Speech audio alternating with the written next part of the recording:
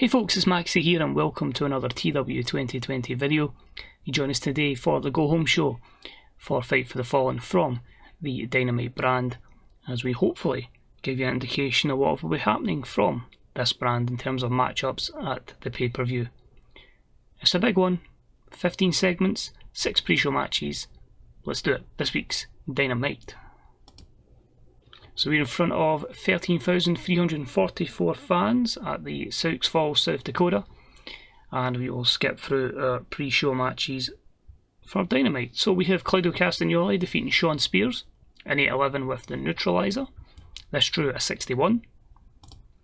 We had Garza Jr. defeat T-Hawk in 7:36 with El Marito, 57. We saw Jamie Hayter pick up the win over Mayu Iwatani in 6:43. This gained a 50 rating. We had El Phantasmo defeat Luster in 8:25 with the greetings from Camwood Park, 68. Good stuff there from El Phantasmo. We saw Will Hobbs defeat Trent Seven in 9:20 by pinfall, just a 47. Slowly but surely getting Powerhouse over. And in the main event we saw Will Ospreay defeat Gabriel Kidd in 7:53 with a Stormbreaker, a pretty respectable 72 rated segment.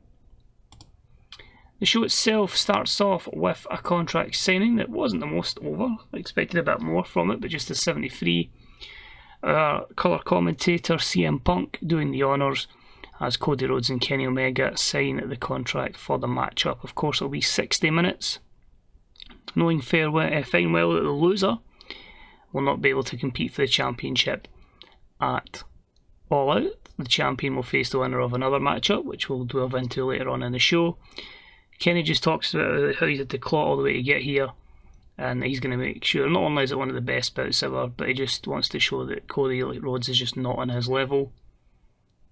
Cody's obviously a bit like, how long I had to wait to get a championship match because of that stipulation that was stupidly put in the contract.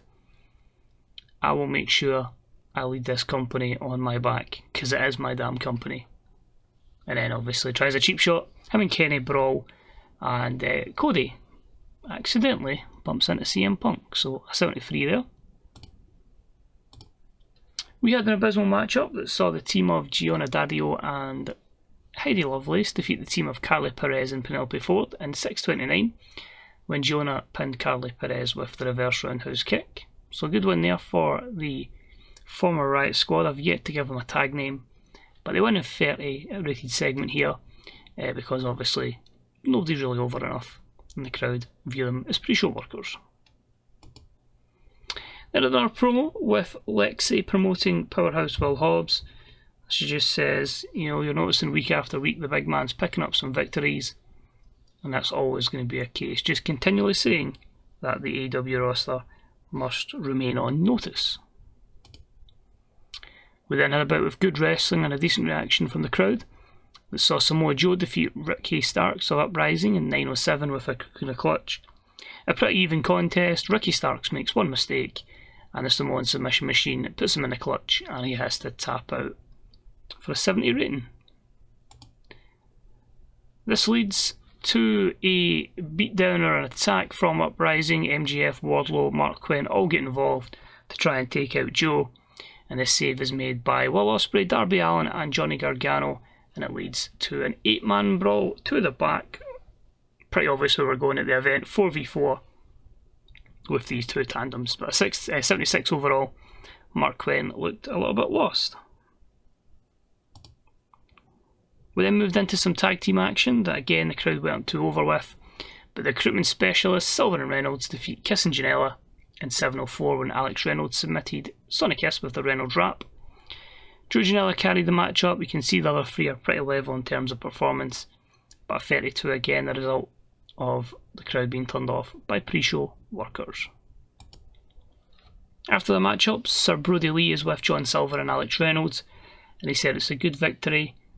We are going to get ourselves in contention for that Trios Championship come All Out. So just keep winning, keep listening to me, and we'll get in a good position. So 42, Sir Brody Lee is getting a little bit stale, so we'll need to look at that gimmick going forward. I don't want to change it just now. I have an idea where I want to go with him, before we do that. At the end of the decent matchup, with Chris Jericho defeating Kip Sabian with the Walls of Jericho. A 72 here, Jericho's 94 performance to Kip's 49. Jericho stood out as being good. Just a good matchup, preparing him for that big match he's got at Fight for the Fallen. But after the match, it's Jon Moxley. And Moxley just comes in and hits Jericho with the paradigm shift, and the crowd goes wild. So 85, more on that later on the show. We then had a matchup between Toni Storm and Anna Jay. Anna Jay picks up the win in 8:45 by pinfall. A 66 here. We obviously know Anna's more over than she has ability in this game, just the way the skill set is, so we need to build her up. Put her in against fantastic workers, and Toni Storm is certainly one of them. We get a promo from the champ though, and Kairi Hojo says, it's been good to become the AEW World Champion, and she needs to prove she can beat anyone. She's aware of how much of an up-and-comer Anna Jay is, but rest assured this is no fairy tale ending for Anna Jay, as Hojo will remain AEW Women's Champion. So that's a 66. Then we have a promo from the alliance formed earlier on in the show, Samoa Joe, Johnny Gargano, Will Ospreay and Darby Allin.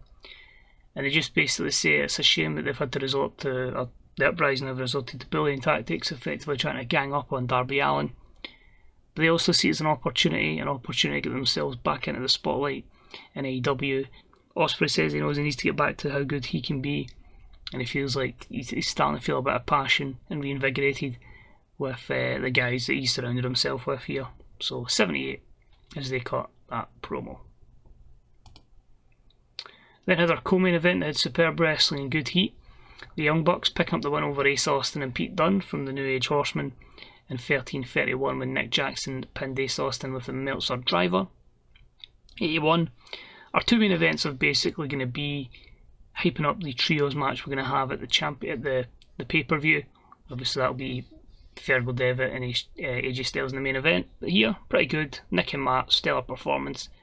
Not actually too shabby from Pete Dunne and Ace Austin as we continue to build up both youngsters. Then Moxie, as we said, speaks on what he'd done earlier on to Chris Jericho. He says no disrespect to Chris Jericho. He quite actually doesn't mind Chris, but he wants that World Championship. Jericho's one of those men in the way. Potentially so is going to be Tommy End and Andrade El Idolo. So he just says all three guys, just a word of warning that Jon Moxley's going to be hunting around and quite happy to hit a death ride or a paradigm shift, whatever it may be, that makes him the number one contender for the AEW World Championship. And the show was not great to finish with, unfortunately. We're going to probably lose pop here, but I just felt like the story behind this writes itself. Two former Bullet Club leaders in the main event, and superb matchup. So AJ Styles got the win over Prince Devitt in 21:47 with a handful of tights.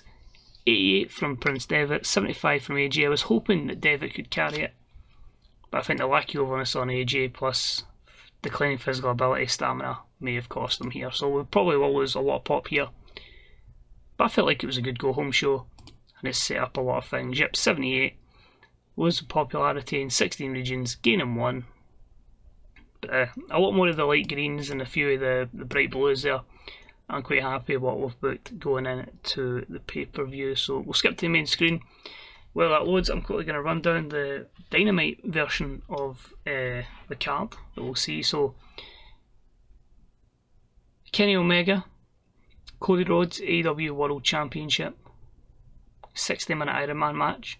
We're going to see Chris Jericho v Andrade v Tommy End v Jon Moxley. The winner's the new number one contender. The AEW Women's Championship, Kairi Hojo will face Anna Jay. We're going to see Darby Allin, Johnny Gargano, Will Ospreay, alongside Samoa Joe, take on MJF, Wardlow, Ricky Starks and Mark Quinn. Trios Championship up on the line as the Young Bucks team up with Prince Devitt to face Ace Austin, Pete Dunne and AJ Styles. And I think that's all I've got written down at the moment. There probably will be more added. We're likely going to see Gianna Daddio and Heidi Lovelace take on Fight Camp. Of course, Dada Benato and Layla Hirsch in the pre-show. Or the pay-per-view for space. Tenille signs a new deal. She is now from an exclusive written to a handshake deal, allowing her to go work elsewhere, and she'll have a 6-month deal. I've been booking her a lot recently, so that is why we're happy to extend. Dynamite was pretty much folk were happy with it. Heels, it's just not working in terms of like people enjoying, but it's to put over my lower talents in the women's division to get them over. Billy Gunn says that Garza Jr. is going to be a star, and a 3.22 rating for Dynamite. We need this next show to land, so we have a big buy rate, so hopefully all is well with Lightning. So other stuff happened in heels: Saraya Tenille promo, Toni Storm over Camille, Bayley promo, Killer Kelly over Gazelle Shaw, an alliance formed between Shotzi Blackheart and Natty Neidhart, Evie over Carly Perez, promo from Jonah Daddio and Heidi Lovelace, and then we had that main event of Tenille, Dashwood and Saraya defeating Dark Order's Abaddon and Priscilla Kelly. So that's it. Of course, remember the card that we read out earlier on is just the portion from Dynamite. We'll run through the full card, including everything on the Lightning brand, at the end of the next episode, and then after that, Fight for the Fallen, then we're on the road to All Out. So thanks very much for watching. Hope you enjoyed it. A wee thumbs up is deeply appreciated. Any comments on this, your own saves, wrestling in general, get some discussion in the comments section and we'll get back to you. And until next time, see you soon. Bye bye.